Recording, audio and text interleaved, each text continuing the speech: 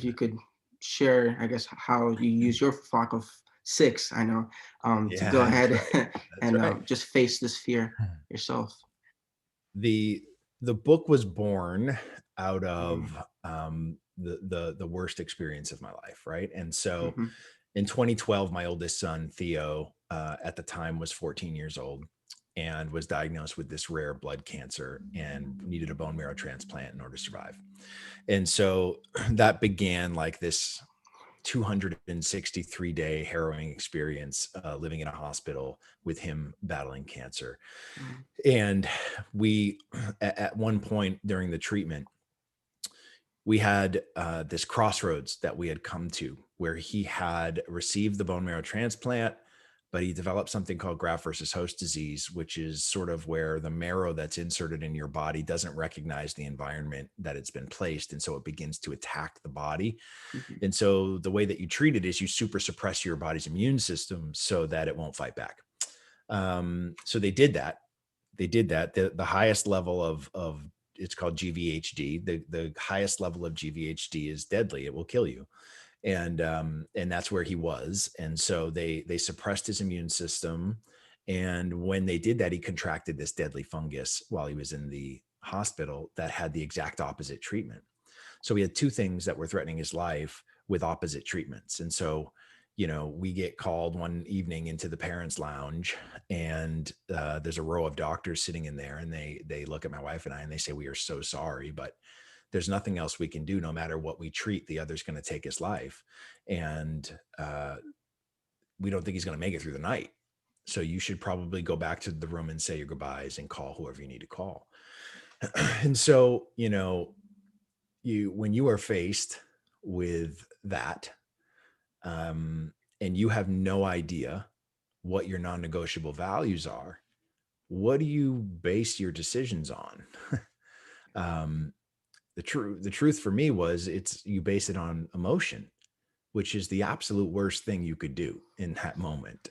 Our emotions are unstable and constantly change, and you can't make decisions with regards to life and death on something like emotions. You just can't. You have to be rooted in these non-negotiables to make a comfortable decision that you feel good about. But I didn't have those things defined in my life at that point. So I went back, grabbed my wife's hand. We walked back to the room. We sat on the edge of his bed, and I fumbled through my way of trying to find the words to say goodbye.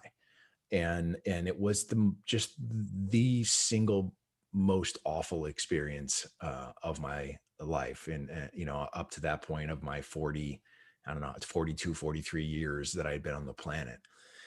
And you know to make a long story short, what ended up happening was I called my younger brother who lived 1,500 miles away, told him he wasn't going to have time to make it.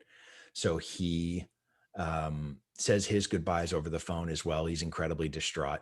But that evening, he decides he's going to film himself sitting on his couch holding up these poster boards in this Hail Mary attempt to find a solution. And he basically sits there and says, my nephew's dying. We're running out of time. Here's what's happening. Here's what we've tried. Here's what, we're looking for. If you have any ideas, please help us.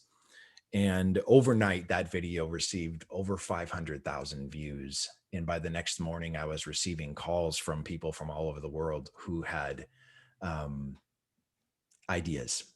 And one of them happened to be a doctor at MD Anderson in Houston, and he was an expert on this fungus that was killing Theo. And so they sort of put their heads together. I got another call from Dr. Tim Johnson from Good Morning America. And he said, "You tell your doctor anybody he wants to speak to, just get me a list and I'll try to make it happen in the next 24 hours." So we did that, and we made a list of a doctor at Dana-Farber in Boston, and there was a research scientist at Cornell University, and sort of the four doctors put their heads together and came up with this batshit crazy plan to try to save Theo's life. And it worked. And so, Theo is now 23 years old. He is has conquered the cancer. He's dealing with other issues of all of the. Sometimes the cure is worse than the disease, and so he's dealing with some of that stuff now. mhm, But the point of the story and the reason that the book exists is because even though we had a fairy tale ending, which we know does not happen, living in a pediatric oncology ward for a year, um, I spent at least 5 years going to bed every night with one thought going through my head, which is, I wonder if he thinks I gave up on him. And it's a valid question, even though he never asked it. um, it took me years after that to finally basically say, you know what, I'm tired of winging it in my life. I really need to figure out what these non-negotiables are, so that if I'm ever faced with that sort of decision again, I can lean on these things that I know won't change. And no matter what the outcome is, I can feel good that I made the best decision I could in that moment.